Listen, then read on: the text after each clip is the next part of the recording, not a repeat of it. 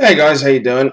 I can't find my iPhone stand, so I'm resorting to my good old YouTube webcam video of old. I've just finished the last kitchen knife I'll ever be making. Well, this one is a gift to Cliff Stamp. It's probably the most extreme kitchen knife I've ever done, and I've showed it to you before. I've just finished it now, but you can just tell from how it disappears into the camera how thin it is at the end. It literally becomes almost invisible from here on with the extreme distal taper.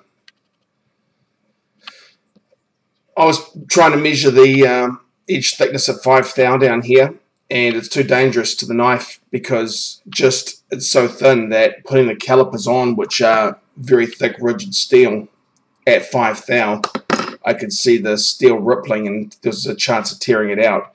So I mean, this is obviously a refined knife for certain uses, and hopefully it won't get damaged in regular use. It's got a nice flexible tip, and I'm sure Cliff will hopefully use it appropriately. And I think that sort of exemplifies what I like about AEBL steel, the fact that I can make a knife this thin and it probably won't tear out or fail under normal use. It's a very light blade, obviously, so the balance sits a little bit further back. Normally I have my kitchen knife sitting just here, fractionally back, so it does sit in your hand and feel very light. And that's probably a good thing because it does match the delicate nature of the knife. You've got more control in the hand for a finer movement there. But just to remind people of how thin and insane this knife actually is, I'll get my caliper here and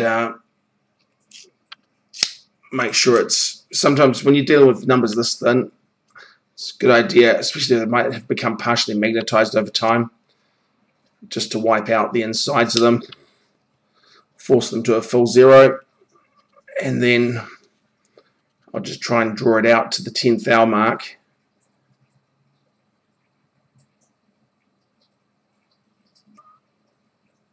Oh, got an 11.5. I want to go to 10 because 11's just too much. It's going to go too far up the blade. 10 thou, lock it nice and tight. Oh, 9.5. I don't know if I can... 9.5 will do. So it's 9.5 thou, which is pretty thin, as you can see. And to get some perspective on 9.5 thou, let me find a knife that's never been used before.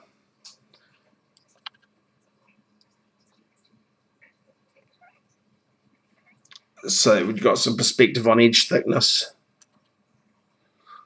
So this is your normal type of knife that you buy, and you can see that 9.5 thou barely even gets onto the bevel. Actually, it looks like it's just at the top of the sharpening bevel on a Victorinox. You can probably just see that, hard to distinguish, it's so shallow.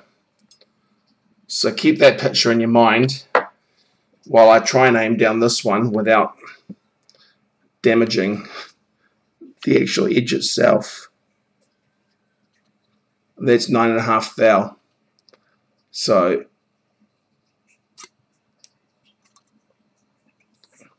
gets a bit thicker at the tip. Give it a little bit of durability. Oh, it's sticking. But 9.5 thou there. It's quite extreme.